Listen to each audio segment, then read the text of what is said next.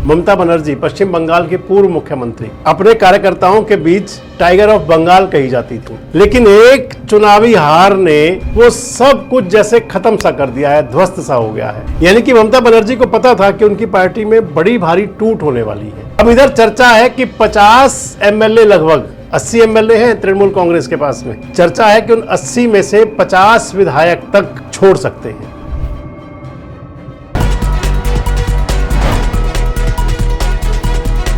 दोस्तों नमस्कार, मैं संजय मग्गू और मौजूद है देश रोजाना के डिजिटल मीडिया मंच पर। अगर एक बात आप मान लें कि जो राजनीतिक लोग होते हैं वो दूरदर्शी भी होते हैं और भविष्यवक्ता भी होते हैं। ज्यादातर राजनेताओं को पता होता है कि आने वाले समय में क्या होने वाला है, इसलिए कई बार राजनेताओं के लिए एक शब्द जोड़ा जाता है, उन्हें कहा जाता है मौसम वैज्ञानिक। जैसे रामविलास पासवान जी के लिए, दिवंगत पासवान साहब के लिए नाम कहा जाता था। हरियाणा से राव इंदरजीत सिंह जी हैं, उनके लिए कहा जाता है कि मौसम वैज्ञानिक है, सब कुछ पहचान लेते हैं। और खाली यही क्यों, बहुत से नाम हैं। इन्हीं में एक नाम ममता बनर्जी का भी है। ममता बनर्जी पश्चिम बंगाल की पूर्व मुख्यमंत्री अपने कार्यकर्ताओं के बीच टाइगर ऑफ बंगाल कही जाती थी, लेकिन एक चुनावी हार ने वो सब कुछ जैसे खत्म सा कर दिया है, ध्वस्त सा हो गया है। और मैं इसलिए आपसे कह रहा था कि राजनेता दूरदर्शी होते हैं, भविष्यवक्ता होते हैं, पहचान लेते हैं।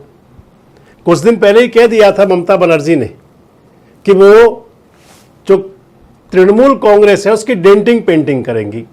और इसके साथ ही उन्होंने कहा था कि जो लोग पार्टी छोड़ करके जाना चाहें वो जा सकते हैं। यानी कि ममता बनर्जी को पता था कि उनकी पार्टी में बड़ी भारी टूट होने वाली है, और ये अब सब कुछ सामने आना शुरू हो चुका है। अगर कहें तो पश्चिम बंगाल के अंदर, वैसे पश्चिम बंगाल की जो सियासत है वो पावर की सियासत है। वहां के जो राजनेता हैं वो भी पावर के साथ रहते हैं। आप देखें तो जब पश्चिम बंगाल के अंदर 2011 में पहली बार ममता बनर्जी सरकार बनी, मुख्यमंत्री बनी, तृणमूल कांग्रेस पार्टी की सरकार आ गई, तो उस समय तमाम सीपीआई सीपीएम के कार्यकर्ता, यानी कि वामपंथी जो नेता कार्यकर्ता थे, वो तृणमूल कांग्रेस की तरफ जाने शुरू हो गए।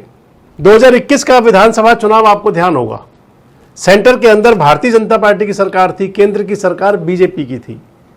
पश्चिम बंगाल के अंदर भाजपा ने कड़ा मुकाबला किया था तृणमूल कांग्रेस से। 80 विधायक आ गए थे, 80 विधायक मिल गए थे तृणमूल कांग्रेस के मुकाबले भारतीय जनता पार्टी को। और लेकिन उसके कुछ दिनों बाद ही जो हुआ, यानी कि विधानसभा चुनाव के बाद सबने देखा भाजपा के विधायक और भाजपा के सांसद अपनी पार्टी की विधायकी सांसदी सियासत छोड़ करके तृणमूल कांग्रेस में शामिल होने शुरू हो गए थे। और अब इधर जैसे ही सरकार बदली, 4 मई को चुनाव परिणाम आए, और उसके बाद जैसे ही, यानी कि अभी जुमा पूरा 1 महीना नहीं हुआ, लेकिन ममता बनर्जी की पार्टी टूटने के लिए पूरी तरह तैयार है। ममता दीदी की बहुत क्लोज, बड़ी नज़दीकी हुआ करती थी, पार्टी की जिलाध्यक्ष थी तृणमूल कांग्रेस की, सांसद भी हैं काकोली घोष। आपको ध्यान होगा उनका विवाद भी चलता है अपनी पार्टी के सांसद कल्याण बनर्जी के साथ में।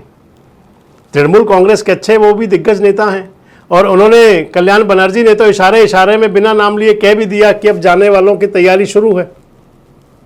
अब काकोली घोष का आपको ध्यान होगा कि उन्होंने पहले तो पार्टी की जिलाध्यक्ष थी, जिलाध्यक्ष पद से इस्तीफा दिया। उसके बाद वो अपने साथ में 6 एमएलए के साथ में शामिल हुई शुभेंदु अधिकारी जी, जो पश्चिम बंगाल के मुख्यमंत्री हैं, उनकी बैठक के अंदर। और अब चर्चा है काकोली घोष जो है वो बड़ा एक आधार बनने जा रही हैं तृणमूल कांग्रेस के अंदर टूट का। जो मैं आपको बता रहा था, ममता बनर्जी को पता था कि ये सब हो सकता है, तो इसलिए ममता ने पहले ही बोल दिया था कि जिनको जाना हो वो चले जाएं। बस ममता दीदी का ये कहना था कि जैसे पार्टी के कार्यकर्ता आज्ञाकारी शिष्य की तरह इंतजार करते हैं अपने अध्यापक का, या जो बालक होता है इंतजार करता है अपने अभिभावक का कि उनका जो भी आदेश हो तो वैसे काम कर लिया जाए। मसलन जैसे ही ममता जी ने कहा, वैसे ही 100 से ज़्यादा काउंसलर, यानी कि पार्षद, तृणमूल कांग्रेस पार्टी को छोड़ करके भाजपा शरणम गच्छामी हो गए वहां पर पश्चिम बंगाल में। अब इधर चर्चा है कि 50 एमएलए, लगभग 80 एमएलए हैं तृणमूल कांग्रेस के पास में। चर्चा है कि उन 80 में से 50 विधायक तक छोड़ सकते हैं, और छोड़ करके वो जा सकते हैं भारतीय जनता पार्टी की तरफ, अलग अपना अलग एक दल बना करके या अपना झंडा डंडा खड़ा करके और उसके बाद विलय भी कर सकते हैं, सीधे भी शामिल हो सकते हैं। हालांकि इतना जरूर है कि जो 80 एमएलए हैं तृणमूल कांग्रेस में, उन 80 में से 34 विधायक मुस्लिम हैं। तो 80 एमएलए तोड़ने के लिए अगर पार्टी से 2/3 तोड़ने होंगे तो उस लिहाज से 54 एमएलए चाहिए, 54 एमएलए की दरकार रहेगी। परंतु हरियाणा के अंदर ये हो चुका है। 2 हरियाणा के अंदर मुस्लिम विधायक थे कांग्रेस पार्टी के, मोहम्मद इलियास और मोहम्मद इजराइल, बड़ी चर्चा में पूरे देश में रहे हैं। उन दोनों विधायकों को भारतीय जनता पार्टी ने राज्यसभा के चुनाव में इंडिपेंडेंट कैंडिडेट के पक्ष में, जो भाजपा के प्रदेश उपाध्यक्ष हैं सतीश नांदल, जब वो राज्यसभा का निर्दलीय चुनाव लड़े तो उनका वोट करा दिया। इसलिए कोई बड़ी बात नहीं है कि यहां से भी उनको बदल लिया जाए। लेकिन क्योंकि तृणमूल कांग्रेस के मुकाबले पश्चिम बंगाल के अंदर बीजेपी एक बात कहती रही है कि वो मुस्लिम वोटर्स जो हैं वो तृणमूल कांग्रेस का है, इसलिए उनको शायद ना लें साथ में। लेकिन ये चर्चा बड़ी है कि 50 के आसपास एमएलए और इधर 20 के आसपास सांसद, 29 सांसद हैं। सांसदों वाली बात अगली वीडियो में भी आपसे करूंगा। 29 में से 20 सांसद तृणमूल कांग्रेस के छोड़ करके जा सकते हैं। यानी कि जिस प्रकार से ममता बनर्जी का दीदी का कुनबा जुड़ा था, शायद इसीलिए दीदी ने कहा होगा कि मुझे पता है जाएंगे, तो इसलिए पहले ही कह दिया कि जिसको जाना हो चला जाए, दरवाजे खुले हैं। एक बात और होती है कि इस समय ईडी और सीबीआई का बड़ा डर रहता है, एजेंसीज तमाम हैं, पश्चिम बंगाल की पुलिस भी अब सरकार के साथ होगी क्योंकि, तो इसलिए तृणमूल कांग्रेस के विधायकों को, तृणमूल कांग्रेस के सांसदों को, जिन पर तमाम प्रकार के आरोप भी रहे, उनको लगेगा कि शायद वहां जाकर के सेफ हो जाएंगे, इसलिए भी हो सकता है। और इधर सांसदों की जरूरत पूरी है भारतीय जनता पार्टी को, जो मैं आपको बता रहा हूं, अगले वीडियो में बात करेंगे, विस्तार से बताऊंगा उसके अंदर। लेकिन इतना जरूर है कि अब डेंटिंग पेंटिंग का टाइम जो है ममता दीदी के लिए पश्चिम बंगाल में आने वाला है। उन्हें खुद अपने दफ्तर पेंट करने पड़ेंगे। और इसके अलावा जिस प्रकार का जो उनका सियासी अंदाज था, वो भूल करके उन्हें एक बार फिर से नया ताना बाना बुनना पड़ेगा।